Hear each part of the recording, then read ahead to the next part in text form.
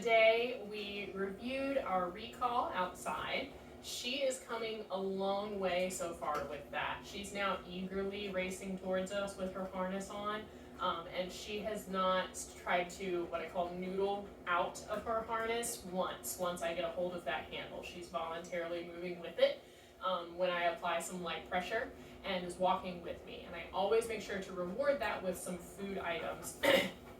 The important thing to remember when you're practicing that exercise is that it cannot always happen at the very end of whatever outdoor experience you're going through. So if she's at a dog park, make sure that you reward her coming to you, grab that handle, or just try to touch her harness lightly as you give her some affection or some food rewards, and then let her go, let her run again.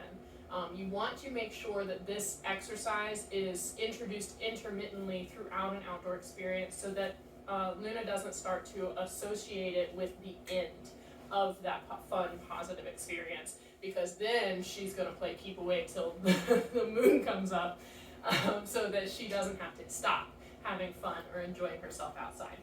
So we practiced that.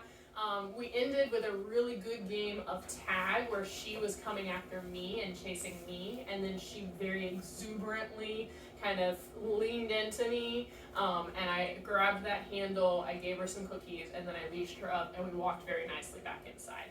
So good work building that skill. Make sure to keep maintaining it when you're outdoors together and she is off leash.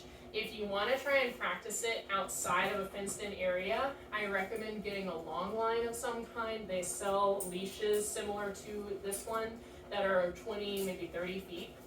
And so you can work with her, excuse me, outside of a fenced area with that line on her so that she can't just skedaddle and you don't have control over her. But you do get the kind of simulation of having her off leash and working from a greater distance. Hi, my love. I know you're very curious today. We continue to build duration. I focused a little bit more today on external distractions while she maintained a down, specifically with people, and she handled that pretty well. We managed to get into a down and stay in a down as a client came in and interacted with our receptionists about 25 feet away. She didn't show too much enthusiasm or any desire to go interact with him, and I made sure to reward anytime she looked over at the person while she maintained this down. I marked when she checked in visually with that client, and then that caused her to kind of whip her head back and check in with me, which I then rewarded with cookies. So that's how you can build your impulse control and duration in a more distracting environment. Make sure that you're introducing distractions slowly. So you don't want to work on her duration in the midst of a Home Depot right off the bat. Maybe try working in your home while friends or family are coming and going. Then maybe you can work in your neighborhood while familiar routines occur around you. If you want to pick a time when there's a lot of kids getting ready for school or when people are coming home from work, and you can have her practice staying in a down with you in your driveway or in your front yard while cars come and go or garage doors open and close, whatever kind of routines you're familiar with in your neighborhood.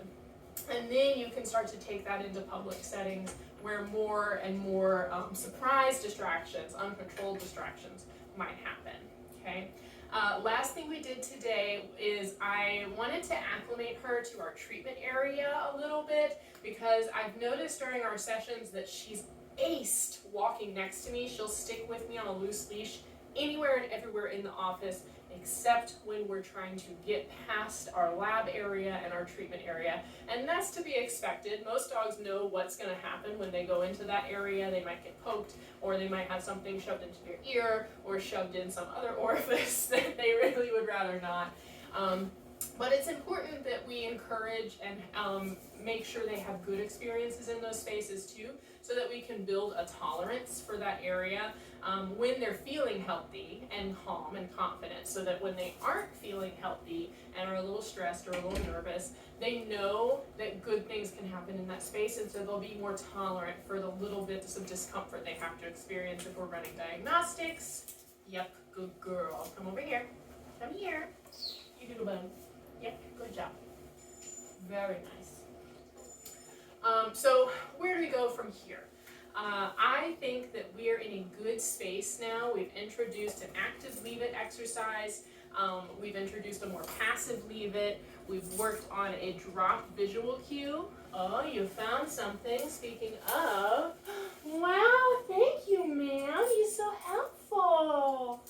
Good girl.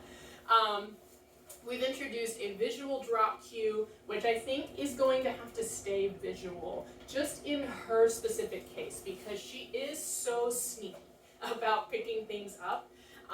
There were a couple of scenarios during our loose leash exercise outside. Yes, ma'am, I do have cookies. Can you lay down? Can you lay down for me?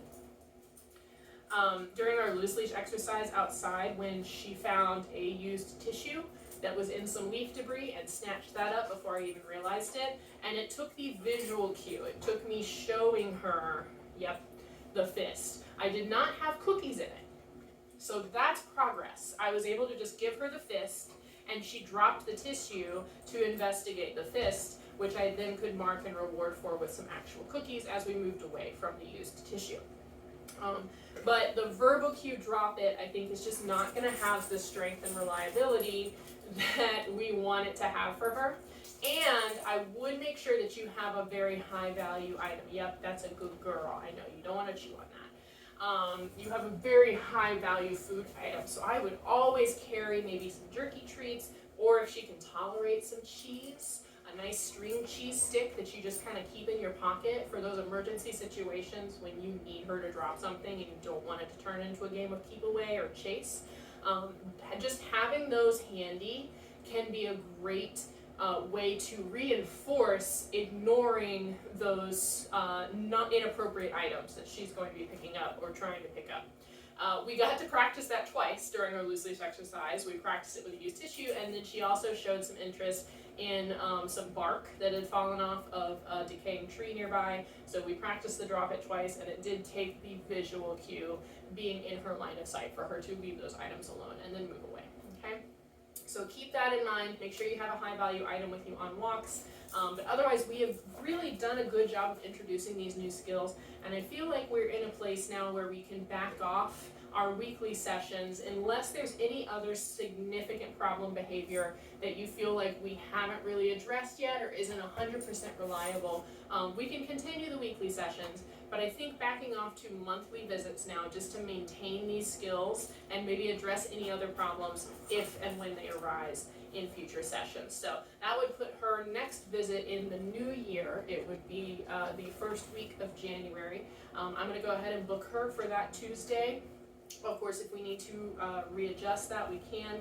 Just let me know, or let a receptionist know. You can call in or send us an email, okay? But she has done such good work. She's turned into a really appropriate, mature little lady, and these little oral fixation habits, I think we've introduced some good coping skills and coping cues to help mitigate her and interrupt her from just swallowing something whole or trying to play keep away with these inappropriate items, all right? Let me know if you have any questions or if you're struggling to introduce any of these concepts in your day-to-day tasks. You can send me an email or you can call during our office hours.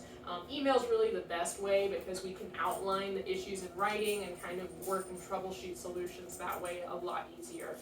So just let me know, and otherwise I hope that you have a happy holiday, and I look forward to seeing Miss Luna here in the new year.